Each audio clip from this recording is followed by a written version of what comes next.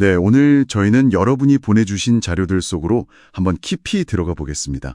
주제가 첫사람 아담의 선택, 그리고 그 결과, 또 사탄의 역할과 여기에 얽힌 신의 계획.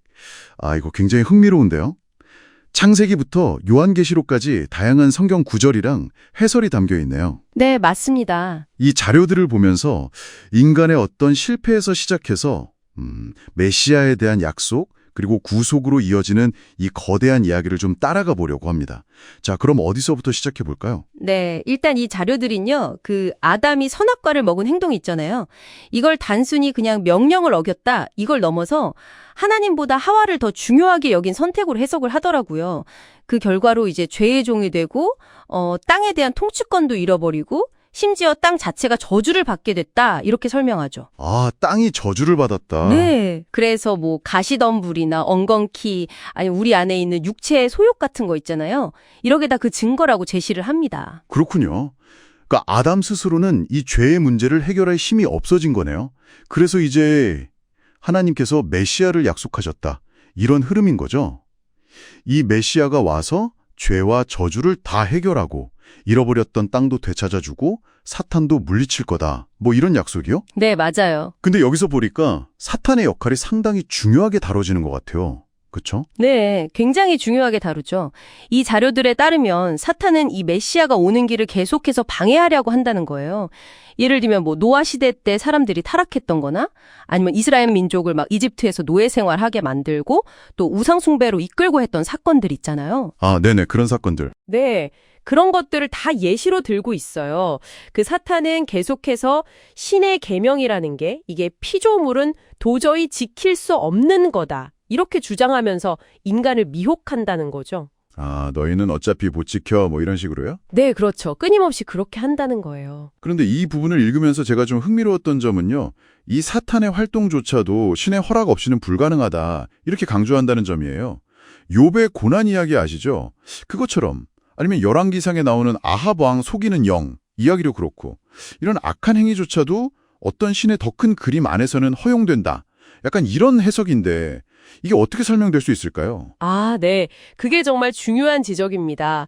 자료들이 분명히 하는 건 뭐냐면 신께서 어떤 악한 행동을 허용하신다고 해서 그 행위 자체를 인정하거나 아니면 그 행위자의 죄를 없애주는 건 절대 아니라는 거예요. 그러니까 사탄이든 아니면 빌라도든 가룟 유다든 각자 자기 행동에 대한 책임은 반드시 져야 한다는 거죠. 책임은 각자 진다. 네, 예수님께서도 직접 요한복음 10장 18절을 보면요. 내가 목숨을 버릴 권세도 있고 다시 얻을 권세도 나에게 있다. 이렇게 말씀하신 부분을 근거로 들어요. 그러니까 사탄은 예수를 죽이려고 했지만 결과적으로는 예수님께서 그 악행마저도 이용해서 신의 구속 계획을 이루셨다. 이렇게 보는 거죠. 와, 되게 역설적이네요. 그리고 첫 아담이랑 마지막 아담이신 예수님을 이렇게 대조하는 방식도 되게 인상 깊었어요. 첫 아담은 자기 잘못을 하와랑 하나님한테 떠넘겼잖아요. 창세기 3장 12절 보면요. 근데 마지막 아담은 신부, 그러니까 교회의 죄를 대신 다 짊어지셨다. 이렇게 설명하죠. 그리고 여기서 또 기드론 시내라는 장소가 나오는데 이게 좀 특별해 보여요. 첫 아담은 책임을 넘겼는데 마지막 아담은 그 죄를 지고 어떤 특정 장소로 가셨다. 이 자료들이 바로 이 기드론 시내에 주목하더라고요. 왜 하필 여길까요? 네, 이 자료들에서 기드론 시내는요, 실제 예루살렘 동쪽에 있는 골짜기 이름이기도 한데 그 이상으로 어떤 상징적인 경계선으로 해석이 돼요. 예전에 솔로몬 왕 때 시므이라는 사람이 기드론 시내 건너지 말라는 명령 어겼다가 죽임당한 사건 있잖아요. 열왕기상 2장? 네, 기억나요. 네, 그거랑 연결해서 이곳을 진리의 경계다 이렇게 보는 시각이에요. 사탄이 이 경계를 넘어서 아담을 미혹하고 또 예수를 공격했다는 것은 결국 신의 영역을 침범했다는 걸 상징한다. 이렇게 풀이하는 거죠. 첫 아담은 죄 때문에 에덴에서 쫓겨났지만 마지막 아담은 반대로 이 기드론 시내를 건너서 죄와 사탄의 미혹을 이기시고 구속을 완성하셨다. 이런 이야기 구조예요. 이걸 보여서 신의 계명은 지킬 수 있는 진리라는 게 증명되고 사탄은 결국 심판받게 된다. 이런 논리로 이어지는 거죠. 그렇군요.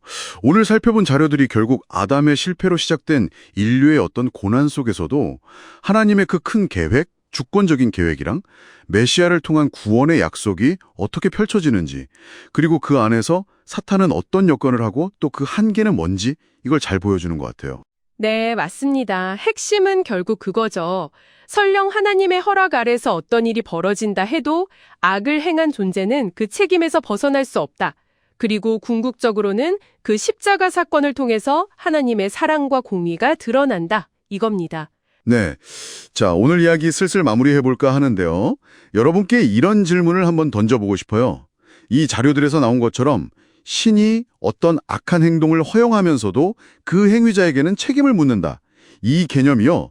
이게 여러분이 평소에 생각하시는 어떤 자유의지나 책임, 또 신의 정의에 대해서 혹시 어떤 질문을 던지나요?